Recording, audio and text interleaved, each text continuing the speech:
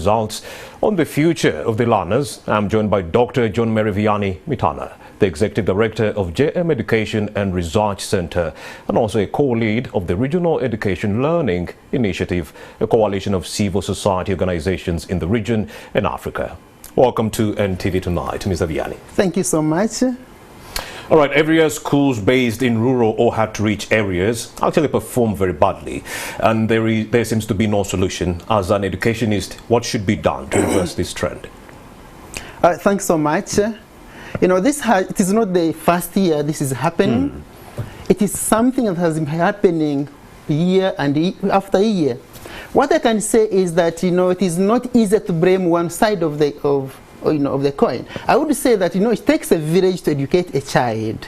There's a role of the parents. It takes a village to educate the child. That used to be the norm back in the day, but nowadays it's every man for himself. Exactly. Neighbors do not care, the community does not care whether your child or not drops out of school and walks on the streets and they see him or her, they won't say anything. Yes. And now the ball has been left the teacher alone to struggle, who is even so much demotivated. The parents are just left aside. They don't know what to do. And even the schools themselves are not engaging parents enough to bring them on board on how to help these children to perform better. And you know, sometimes we blame the situation at the end of the cycle when people have failed. But remember that every step in education cycle itself is as important as the end itself. These people have not failed today. They started failing from P1. Now they have completed P7. That's when we're able to see the challenge. But the challenge started long ago. Indeed. Besides the community not doing its part and the task being left to the teachers, what are some of the other factors that are leading to this downward trend? The downward trend, we could have many issues. Look at, for example, the motivation of the teachers is an issue. Look at the infrastructure. Look at the funding that is given to the UPE schools. Indeed. And if I'm not mistaken, if you could actually look at the performance, you will find that actually the rural schools, which are predominantly UPE schools, are the ones that have failed most. Indeed. So we need also to look at the funding gap. How much money is given per child? Can this money actually educate a child? Compare the amount of money, the fees that is paid in the rural areas compared to what is paid in urban centers. You know, these are education facilities. Which facilities do they have in rural areas? These are issues we need to look at and try to interrogate and see where is the problem coming from. And actually try to uproot the problem from the taproot instead of looking at the surface.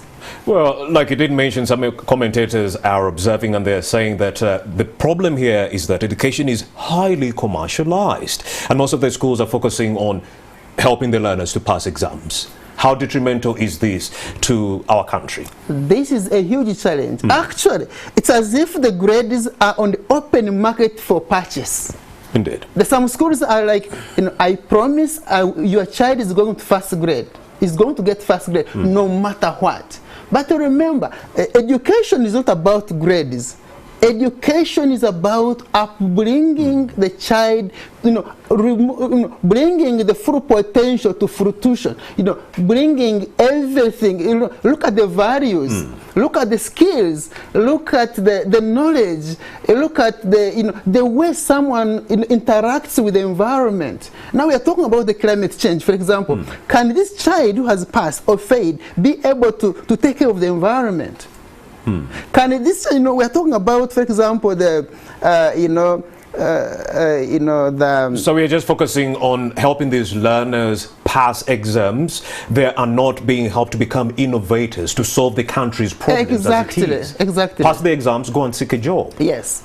Which actually for me it is not the most important thing. The most important thing could be, can we train, can we mold this child who is able to transform the society, not even to fit, but transform the society, transform their communities. For example, the children in the communities, I know there are many people who have failed right now. Indeed. But actually, to what extent can we say that these people know nothing? Indeed. They don't know nothing, they know something. Like the 88,000 learners who set PLE in 2023, they were not graded by the Education Ministry and they won't be joining Senior 1.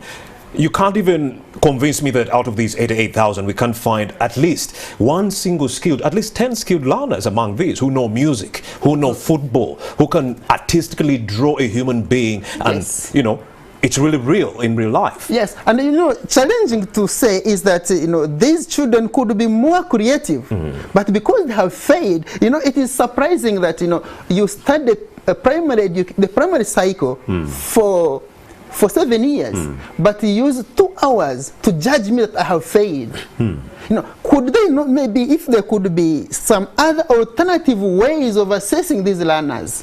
For example, can these children maybe plant some crops? Can they creatively maybe draw some pictures that can be sold on the open market? Indeed. And this could be even ways of you know assessing people's creativity. We've seen people in the US make money from art. You can sell a picture drawn with your hands for $10 million, $20 million.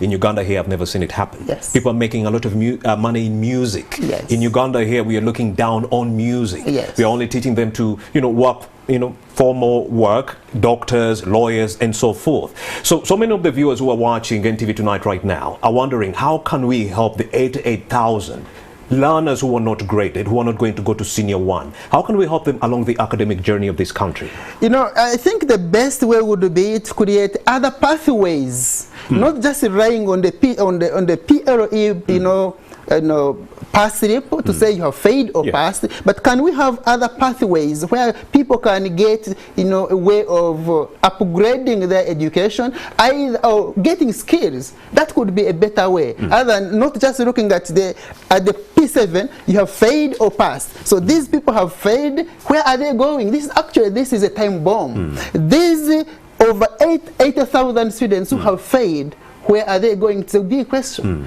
for you and I, but also they can for be sucked into terrorist groups, they can be sucked into all these other unscrupulous groups to do bad to the country. Exactly. And if this year we have this number, next year we're going to have this number, we have the issue of equity. Where are they going? So in other words, we are creating a system of the failures and the successful ones in courts. Wow, Dr. Vianney, too much to talk about, little time for us. Thank you so much for making the time to speak to us right here on NTV Tonight. Let's take a very short break. We'll be right back.